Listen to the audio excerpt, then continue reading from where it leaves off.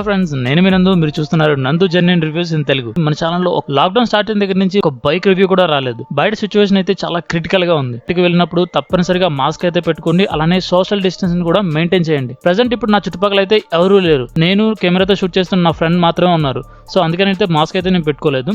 ఈ రోజు వీడియోలో హోండా రీసెంట్ గా అనౌన్స్ చేసిన BS6 కంప్లైంట్ తో వస్తున్న హీరో ప్లెజర్ ప్లస్ మోడల్ మనం రివ్యూ అయితే చూద్దాం. ఈ బైక్ మనకి 110cc తో వస్తున్న మంచి బైక్. దీంట్లో ఇంట్రెస్టింగ్ ఫీచర్స్ అయితే ఉన్నాయి. అన్ని ఎలిమెంట్స్ ని కవర్ చేస్తూ ఈ బైక్ ఫుల్ రివ్యూ చూద్దాం. మన ఛానల్ని ఇప్పటి వరకు సబ్స్క్రైబ్ చేసుకోకుండా వీడియో చూస్తున్నా లేదా ఫస్ట్ టైం మన ఛానల్ని విజిట్ చేసినా వెంటనే సబ్స్క్రైబ్ చేసుకోండి. లేటెస్ట్ అప్డేట్స్ కోసం పక్కనున్న బెల్ ఐకాన్ని క్లిక్ చేయండి. వీడియో మీకు నచ్చితే వెంటనే లైక్ చేయండి. మీకోసం మరిన్ని క్వాలిటీ ఇన్ఫర్మేషన్ అయితే నేను తీసుకొస్తూ ఉంటాను. ఈ బైక్ని 6 డిఫరెంట్ కలర్స్లో అయితే లాంచ్ చేశారు. White, black, blue, matte green, matte grey, red, అలానే మ్యాట్ రెడ్ అనమాట.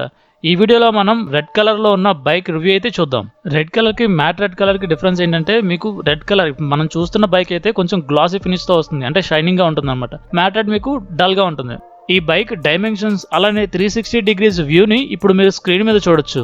ఈ బైక్ లుక్ చూస్తే చాలా ప్లెయిన్ గా స్మూత్ గా అయితే ఉంది. మీకు ఎక్కువ డిజైన్స్ అలాంటి ఇష్టపడకుండా నార్మల్ గా ఉండే బైక్ తీసుకోవాలనుకుంటే ఇది మీకు నచ్చుతుందేమో. బట్ స్పోర్టీ లుక్ తో ఉండాలి అలా అనుకునే వాళ్ళకి కొంచెం డిసప్పాయింట్ అని చెప్పాలి.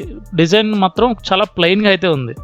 ఈ ప్లెయిన్ డిజైన్ కి రెట్రో లుక్ తీసుకురావడానికి వీళ్ళు క్రోమ్ ట్రీట్మెంట్ అయితే యూజ్ చేశారు. ఈ క్రోమ్ ట్రీట్మెంట్ వల్ల బైక్ లుక్ ఇంకొంచెం క్లాసిక్ గా చూడడానికి బాగుంది. బైక్ ఫ్రంట్ సైడ్ లుక్ అయితే చూడడానికి ఇలా ఉంటుంది. మొత్తం మీకు క్రోమ్ ట్రీట్మెంటే కనిపిస్తుంది. హెడ్ లైట్స్ అలానే కింద మనకి సిగ్నల్ ఇండికేటర్ దగ్గర కూడా ఈ క్రోమ్ ట్రీట్మెంట్ ని యూజ్ చేశారు. ఫ్రంట్ సైడ్ మాత్రం లుక్ బాగుంది. ఈ హెడ్ లైట్ చూసుకున్న, సిగ్నల్ ఇండికేటింగ్ లైట్స్ చూసుకున్న అన్ని కూడా మనకి నార్మల్ బల్బ్స్ అయితే యూజ్ చేశారు. LED అయితే లేదు. ఫ్రంట్ సైడ్ సిగ్నల్ ఇండికేటర్స్ పైన స్మాల్ హీరో లోగో అయితే చూడొచ్చు.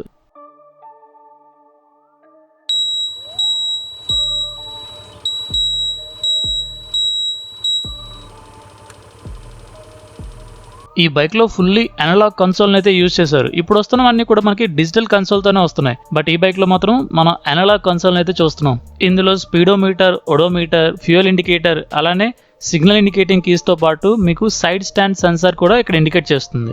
డైరెక్ట్ సన్ లైట్ లో అంత విజిబిలిటీ అయితే లేదు, బట్ నార్మల్ గా అయితే బానే ఉంది. రైట్ సైడ్ హ్యాండిల్ బార్ లో మనం ఓన్లీ సెల్ఫ్ స్టార్ట్ కీని మాత్రమే చూడగలం, ఎందుకంటే ఇది BS6 కంప్లైంట్ తో వస్తుంది. మీకు హెడ్ లైట్ కంట్రోల్ చేసుకోవడానికి ఎలాంటి స్విచ్ అయితే ఉండదు. లెఫ్ట్ సైడ్ హ్యాండిల్ బార్ లో హై అండ్ లో బీమ్ ఇండికేటర్, సిగ్నల్ ఇండికేటర్, అలానే హార్న్ కీస్ ని మనం చూడొచ్చు. ఈ బైక్ లో ఫ్యూయల్ ఇంజెక్షన్ టెక్నాలజీని అయితే యూజ్ చేశారు. దాన్ని హైలైట్ చేస్తూ రైట్ సైడ్ లో ఇచ్చారు.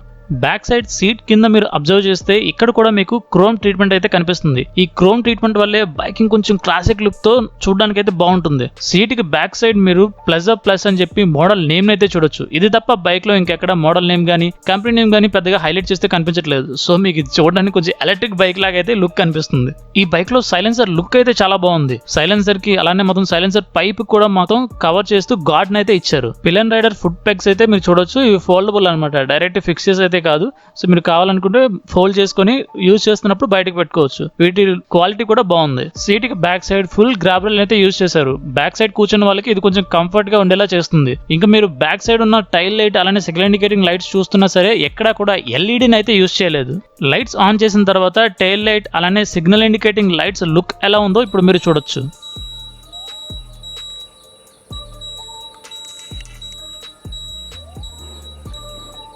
బైక్ లో ఫ్రంట్ సైడ్ డాష్ బోర్డ్ దగ్గర కాల్ పెట్టుకోవడానికి సఫిషియెంట్ ప్లేస్ అయితే ఇచ్చారు. హైట్ 5 feet 10 inches కన్నా ఎక్కువ ఉండే వాళ్ళకి అయితే మాత్రం కొంచెం ఇబ్బంది అయితే అవుతుంది.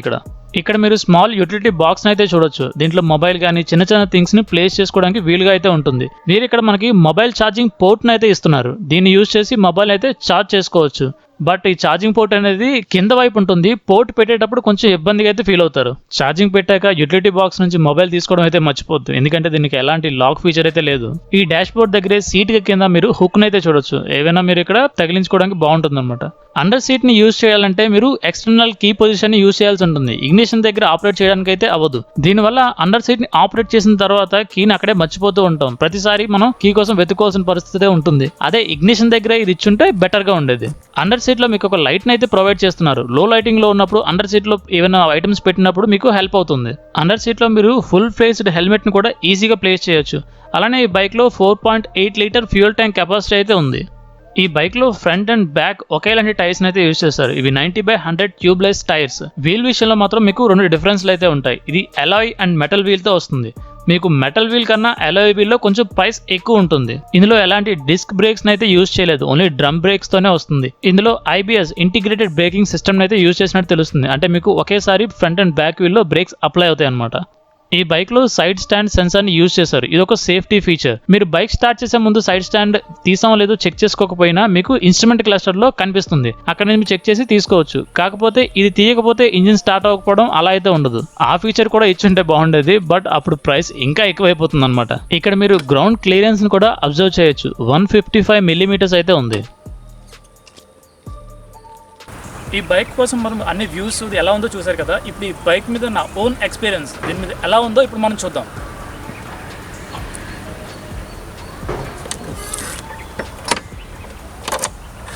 ఈ బైక్ లో air cooled four stroke single cylinder OHC engine అయితే యూజ్ చేశారు. 110cc BS6 ఇంజిన్ కంప్లైంట్ తో వస్తుంది.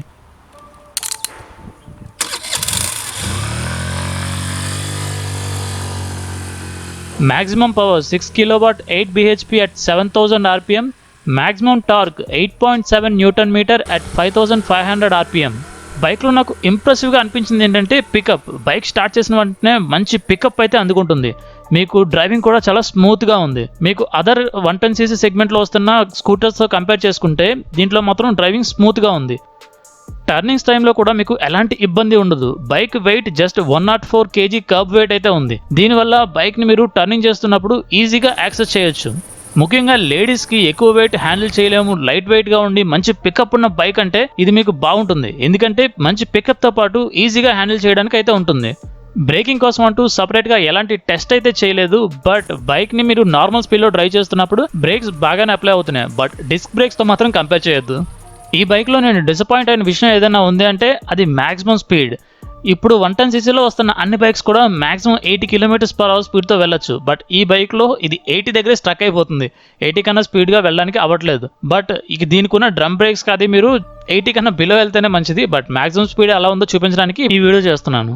ఇప్పుడు థ్రోటల్ గ్రిప్ మ్యాక్సిమం పొజిషన్లో అయితే నేను పట్టుకొని ఉన్నాను. ఇది 80 km/h స్పీడ్తో మాత్రమే వెళ్తుంది. అప్పుగా ఉండే రోడ్లోని అలానే డౌన్ రోడ్లో కూడా నేను ఇది టెస్ట్ చేశాను.